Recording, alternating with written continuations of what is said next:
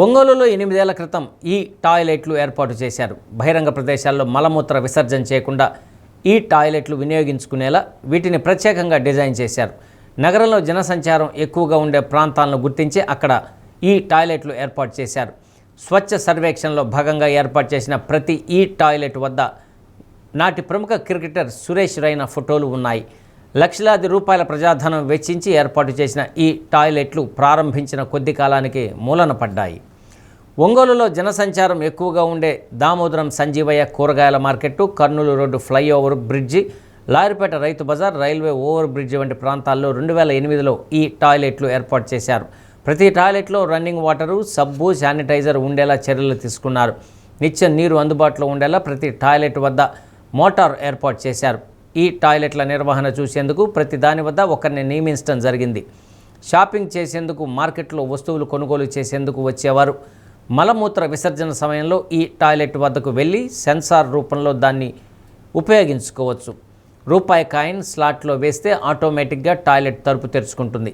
విసర్జన పూర్తయిన తర్వాత లాక్ తీసుకొని బయటకు రావచ్చు. ఈ టాయిలెట్లు ప్రజలకు మొదట్లో బాగా ఉపయోగపడ్డాయి. కాలక్రమంలో వాటిని పట్టించుకునే నాథుడే కరువయ్యాడు.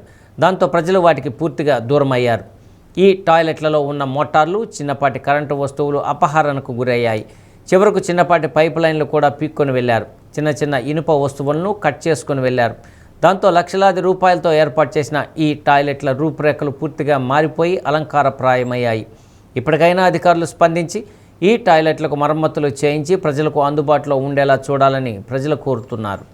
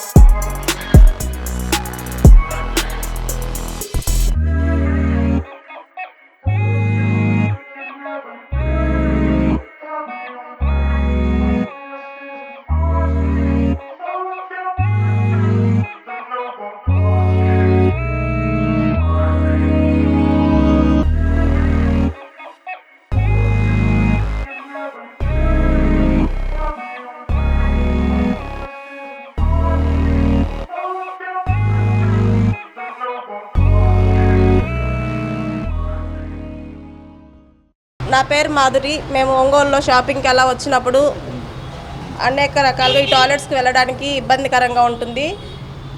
2018 స్వచ్ఛ సర్వేక్షణ కింద ఈ టాయిలెట్స్ని గవర్నమెంట్ తీసుకొచ్చినప్పటికీ ఉపయోగకరంగా లేవు. వాటి వల్ల బయట టాయిలెట్స్కి వెళ్ళడానికి అధిక రుసుము వసూలు చేస్తున్నారు. ఈ టాయిలెట్స్ని ₹1 కాయిన్తో వేసి ఉపయోగించుకోవాలని చెప్పారు, కానీ అవి ప్రస్తుతానికి ఎక్కడ కనిపించట్లేదు. అన్నీ మూతబడిపోయి ఉన్నాయి, అనుకున్న స్థాయిలో లేవు. దీనివల్ల స్త్రీలు చాలా వరకు ఇబ్బంది పడుతున్నారు. ప్రభుత్వం దీన్ని దృష్టిలోకి తీసుకొని వీటిని ఉపయోగకరంగా ఉండేలాగా తీసుకురావాలని ప్రభుత్వాన్ని కోరుకుంటున్నాను. నా పేరు లక్ష్మి. నేను కూరగాయలు కొనుగోలు కోసం నేను మార్కెట్కి వెళ్ళినప్పుడు నేను ఒకసారి ఈ టాయిలెట్కి వెళ్ళి అక్కడ ₹1 కాయిన్ వేసి దాన్ని ఉపయోగించుకున్నాము. ఇప్పుడు మార్కెట్కి నేను మొన్న వెళ్ళాను. ఈ టాయిలెట్ ఉపయోగించుకుందామని వెళితే అది మూసేసి ఉంది. లక్షలు కట్టిన ఈ టాయిలెట్స్ ఇప్పుడు మూసేసి ఉన్నాయి. దాన్ని అమల్లోకి తీసుకురావాలి, ప్రజలకు ఉపయోగపడే విధంగా ఉండాలి ఈ టాయిలెట్స్ అనేవి. రామమ్మ. రాష్ట్ర ప్రభుత్వం ప్రజల అవసరాల కోసం ఈ టాయిలెట్లని 2018లో ప్రారంభించడం జరిగింది. ముఖ్యమైనటువంటి ప్రదేశాల్లో, ప్రజలు ఎక్కువగా రద్దీగా ఉండే ప్రదేశాల్లో ఏర్పాటు చేశారు. అయితే అవి చాలా ఉపయోగకరంగా ఉండేవి. ఇటీవల అవి మూతబడిపోయి ప్రజలకు ఉపయోగపడడం లేదు. ప్రభుత్వాలు ప్రజల కోసంగా ఏర్పాటు చేసేటువంటి పథకాలలో ఇది ఒక పథకం. అయితే ఇది ఉపయోగపడకపోవడం వల్ల ప్రజాధనం నిర్వీర్యం అయిపోతుందని మేము ఆవేదన చెందుతూ వెంటనే ప్రభుత్వం కలగజేసుకొని ఈ టాయిలెట్స్ని రీఓపెన్ చేయించి ప్రజలకు ఉపయోగపడేలాగా వాటిని మళ్ళా శుభ్రంగా పనిచేసేలాగా చర్యలు తీసుకోవాలని కోరుకుంటూ